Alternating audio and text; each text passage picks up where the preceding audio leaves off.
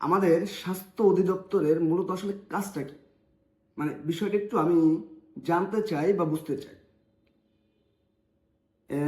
গতকালকেও দেখলাম যে মেডিকেল টেকনোলজিস্ট এবং ফার্মাসিস্টদের 11তম গ্রেড থেকে 10ম গ্রেডে উন্নীত করার জন্য স্বাস্থ্য শিক্ষা প্রতিষ্ঠান, মানে স্বাস্থ্য শিক্ষা যে অধিদপ্তর যেটা, অর্থাৎ স্বাস্থ্যের যে প্রতিষ্ঠানগুলো আছে এই প্রতিষ্ঠানে মেডিকেল টেকনোলজিস্ট এবং ফার্মাসিস্টদের কি কি পদ আছে, কতগুলো মঞ্জুরিকৃত পদ, কতগুলো পূরণকৃত পদ, কতগুলো শূন্য পদ আছে, এভাবে একটা চাহিদাপত্র দেওয়া হয়েছে। এই জিনিসগুলো ফিল আপ করে পাঠাইতে হবে মেইল করে অথবা সরাসরি, এরকম একটা নোটিশ স্বাস্থ্য অধিদপ্তর থেকে দেয়া হয়েছে। ধরেন যে আরও মাসখানেক আগে আরও একটা নোটিশ এরকম দেওয়া হয়েছিল, এই যে মঞ্জুরিকৃত পদ, তারপর হচ্ছে আপনার যে শূন্য পদ, এইগুলোই যে টোটাল ডকুমেন্টসটা, সেটা হচ্ছে যে বিভিন্ন হসপিটাল, উপজেলা, জেলা এবং যত হসপিটাল আছে বাংলাদেশে, সেটা দেওয়া হয়েছিল। এখন আমার কথাটা হচ্ছে খুবই স্পষ্টভাবে আমি একটু বুঝতে চাই যে বাংলাদেশের কোন প্রতিষ্ঠানে, স্বাস্থ্য রিলেটেড সকল প্রতিষ্ঠানে কে কোথায় কাজ করতেছে বা কোন জায়গাতে কয়টা পদ খালি আছে, টোটাল কতগুলো পদ, কে কোন পোস্টে আছে, কোন জায়গাতে, সকল ডকুমেন্টসই তো স্বাস্থ্য অধিদপ্তরে আছে, তাই না? বা থাকার কথা। তাহলে এই ডকুমেন্টস আবার নতুন করে পুনরায় চাওয়ার কি প্রয়োজন? মানে এটা আসলে কারণটা কি? আমি তো আমার ব্রেনে আসতেছে না, আমি আসলে বুঝতেছি না যে আসলে এটার কারণটা কি। আপনারা যদি কেউ জানেন আমাকে জানাতে পারেন, আমি একটু জানতে চাই।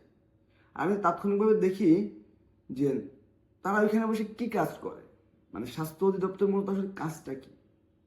সামান্য যে এই যে যারা যারা চাকরি করে তাদের একটা ডাটা রাখবে, তাদের কাছে তো আছে, তারপর আবার কেন চাইতেছে? তাহলে তারা কি করবে? আবার ধরেন সব জায়গা থেকে আপনার ডাটা দিল, বা কোনো জায়গা থেকে ধরেন দিল না, সঠিকভাবে হইল না, তখন তারা এটাকে কিভাবে ম্যানেজ দেবে, তারা এটাকে কিভাবে মেক আপ করবে? এটা কেমন একটা সিস্টেম রে ভাই।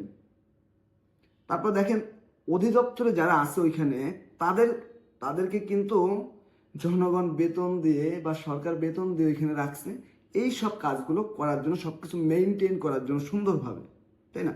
তো তারা কি করতেছে, প্রান্তিক পর্যায়ে যারা কাজ করতেছে তাদেরকে দিয়ে আবার তারা কাজ করাইতেছে। এটা কেমন ধরনের? এটা তো এক প্রকার ফাজলামো না? ধরেন প্রান্তিক পর্যায়ে একজন ডাক্তার বা একজন নার্স, একজন টেকনোলজিস্ট, তারা কিন্তু মানুষের সেবা করা নিয়ে, হসপিটালের ট্রিটমেন্ট রিলেটেড কিন্তু খুবই ব্যস্ত সময় পার করে। কারণ আমরা জানি সব জায়গাতেই কম বেশি জনবল কম থাকে, ঠিক আছে? তার পাশাপাশি আবার স্বাস্থ্য অধিদপ্তরের রিসার্চ টিমের সাথে বা তাদের কাজের সাথে আমাদের নতুন করে যুক্ত হতে হবে। এটা একটা কেমন হয়ে গেল না? স্বাস্থ্য অধিদপ্তরের কাজটাই তো এগুলো নিয়ে কাজ করার জন্য, তাই না? তাহলে এটা নিয়ে আবার নতুন করে কি, ওদের কাজটা আসলে কি? স্বাস্থ্য অধিদপ্তর আসলে কি কাজ করে?